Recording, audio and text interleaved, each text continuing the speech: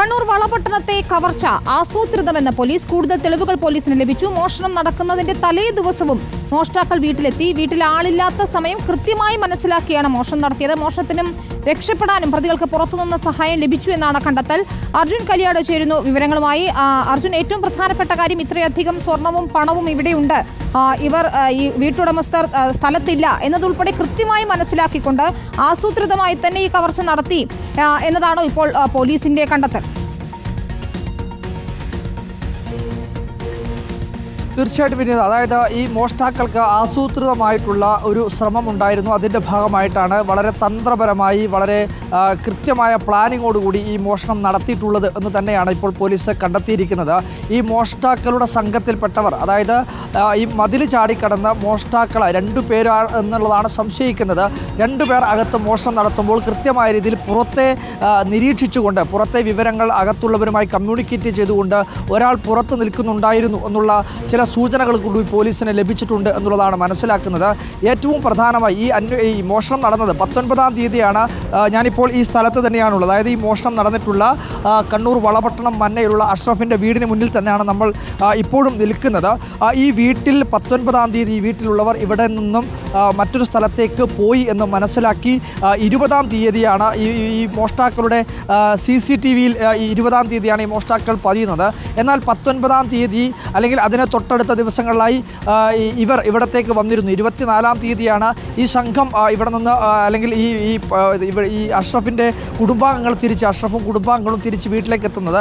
അപ്പോഴാണ് മോഷണം നടന്നിട്ടുള്ള വിവരം അറിയുന്നത്. ഒരു പക്ഷേ പ്രധാനമായും ഇപ്പോൾ പോലീസ് സംശയിക്കുന്നത് ഈ വലിയ അളവിൽ ഈ സ്വർണവും പണവും ഒക്കെ ഇവിടെ ഉള്ളത് കൊണ്ട് തന്നെയാണ് 2ാമത്തെ തവണയും വന്ന് കൂടുതൽ സ്വർണവും പണവും ഇവിടെ നിന്ന് കൊണ്ടുപോയിട്ടുണ്ടാവാം എന്നുള്ള ഒരു നിഗമനം കൂടി, അല്ലെങ്കിൽ അത്തരത്തിലുള്ള അന്വേഷണം കൂടി പോലീസ് നടത്തുന്നുണ്ട്. അതായത് ആദ്യഘട്ടം ഈ വീട്ടിലെ കയറി മോഷണം നടത്തിയപ്പോൾ കൂടുതൽ അളവിലുള്ള സ്വർണവും പണവും ഒക്കെ ഇവർക്ക് ലഭിച്ചതുകൊണ്ട് തന്നെ അതെല്ലാം ഒരുമിച്ച് കൊണ്ടുപോകാനുള്ള ചില പ്രയാസങ്ങളുള്ളത് കൊണ്ട് ഒരുപക്ഷെ പിറ്റേ ദിവസവും ഇവിടത്തേക്ക് എത്തിയിട്ടുണ്ടാവാം എന്നുള്ളതാണ് പറയുന്നത്. അങ്ങനെ വന്നു കഴിഞ്ഞാൽ 19-ാം തീയതി തന്നെ ഈ സംഘം മോഷണം നടത്തിയിട്ടുണ്ട്. അതിനുശേഷം 20-ാം തീയതിയും ഈ സംഘം എത്തിയിട്ടുണ്ട് എന്നുള്ളതാണ് മനസ്സിലാക്കുന്നത്. ഇനി അതിനകത്ത് ആസൂത്രിതമാണ് എന്ന് പറയാനുള്ള മറ്റൊരു പ്രധാനപ്പെട്ട കാരണം, കൃത്യമായി ഈ രീതിയിൽ ഇവിടുത്തെ സ്ഥലം കൃത്യമായി മനസ്സിലാക്കി തന്നെയാണ് മോഷണം നടത്തിയത് എന്ന് പറയാനുള്ള ഏറ്റവും പ്രധാനമായ കാരണം, ഈ വീട്ടിൽ 2 CCTVകളാണ് ഇതിൻ്റെ ഏറ്റവും മുൻഭാഗത്ത് നമുക്ക് കാണാൻ വേണ്ടി കഴിയുക. ഒന്ന്, നമ്മളിപ്പോൾ ദൃശ്യങ്ങളിൽ കാണുന്ന ഇതിൻ്റെ ഈ കാർ പോർച്ചിൽ നിന്നും വീടിലേക്ക് ഫോക്കസ് ചെയ്ത് വെച്ചിട്ടുള്ള ഒരു CCTV ആണ്. മറ്റൊരു CCTV എന്ന് പറയുന്നത് ഇതിൻ്റെ പോർച്ചിൽ, അതായത് ഇതിൻ്റെ പോർച്ചിൽ കാണാൻ വേണ്ടി കഴിയുന്ന ഈ ഗേറ്റിലേക്ക് ഫോക്കസ് ചെയ്ത് വെച്ചുകൊണ്ടിരിക്കുന്ന ഒരു CCTV ആണ് കാണാൻ വേണ്ടി കഴിയുന്നത്. അപ്പോൾ സ്വാഭാവികമായും ഈ 2 CCTV ആണുള്ളത്. ഈ 2 CCTVയിലും പെടാതെ മോഷ്ടാക്കൾ ഈ വീടിൻ്റെ ഒരു വശത്തൂടെയുള്ള മതിൽ ചാടിക്കടന്നാണ് അകത്തേക്ക് കടന്നത്. കഴിഞ്ഞ ഈ മോഷണം നടന്ന അന്ന് തന്നെ നമ്മൾ നിരവധി തവണ പറഞ്ഞതാണ്. പക്ഷേ ഈ സ്ഥലത്തു നിന്ന്, അതായത് ഇപ്പോൾ നമ്മൾ നിൽക്കുന്ന ഈ സ്ഥലത്തു നിന്നും അകത്തേക്ക് ചാടിക്കടന്നു കഴിഞ്ഞാൽ സ്വാഭാവികമായും ഈ മുൻവശത്തുള്ള 2 CCTVകളിലും ഈ മോഷ്ടാക്കൾ പെടില്ല എന്ന് വളരെ വ്യക്തമായി ഈ മോഷ്ടാക്കൾക്ക് അറിയാം. അതുകൊണ്ട് കൂടിയാണ് ഇവർ ഇത് ചാടിക്കടന്ന് അകത്തേക്ക് കടന്നിട്ടുള്ളത്. ഇവിടെ നിന്ന് ഇത് ചാടിക്കടന്ന് ഇതിൻ്റെ പുറകുവശത്തേക്ക്, അതായത് നമ്മൾ ഈ ദൃശ്യങ്ങളിൽ കാണുന്ന ഈ പുറകുവശത്ത് ആ മരമൊക്കെ നിൽക്കുന്ന ആ ഭാഗത്താണ് അവിടെയുള്ള ഒരു ജനലിൻ്റെ കമ്പി മുറിച്ച് അതുവഴി വീടിനകത്തേക്ക് കടക്കുകയായിരുന്നു എന്നുള്ളതാണ് പോലീസ് പറയുന്നത്. അതിൻ്റെ തെളിവുകൾ ഉൾപ്പെടെ, അതായത് മോഷ്ടാക്കളുടെ സംഘത്തിൽപ്പെട്ട ഒരു ഹാമർ, അതായത് ചുറ്റിക ഇവിടെ അവശേഷിച്ചു പോയിരുന്നു. അതുകൂടി ഇവിടെ ലഭിക്കുകയും ചെയ്തിട്ടുണ്ട്.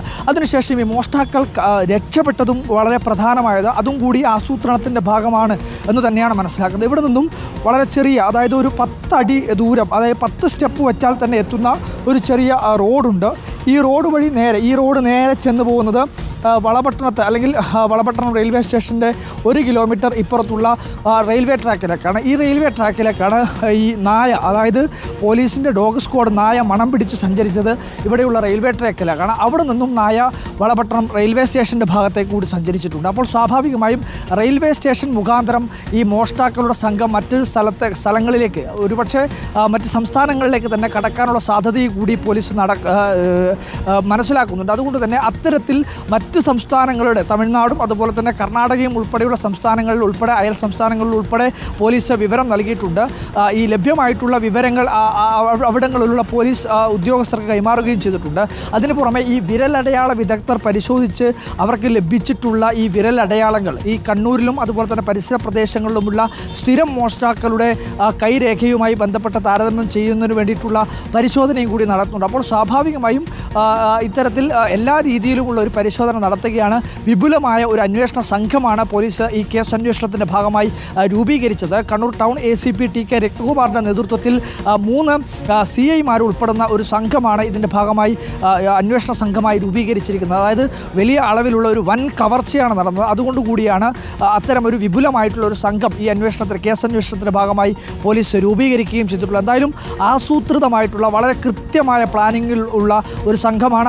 പുറമെ ഈ സംഘവും അല്ലെങ്കിൽ ഈ പ്രദേശവും ഈ വീടും അഷ്റഫിൻ്റെ വീട് ഉൾപ്പെടെയുള്ള സ്ഥലം വളരെ കൃത്യമായ രീതിയിൽ മനസ്സിലാക്കിയതിന് ശേഷമാണ് ഈ 300 പവനും 1 കോടിയിലേറെ രൂപയും ഈ മോഷ്ടാക്കളുടെ കവർച്ചാ സംഘം കവർന്നിട്ടുള്ളത് അല്ലെങ്കിൽ മോഷണം നടത്തിയിട്ടുള്ളത് എന്ന കാര്യം വളരെ വ്യക്തമായി മനസ്സിലാക്കുകയാണ്.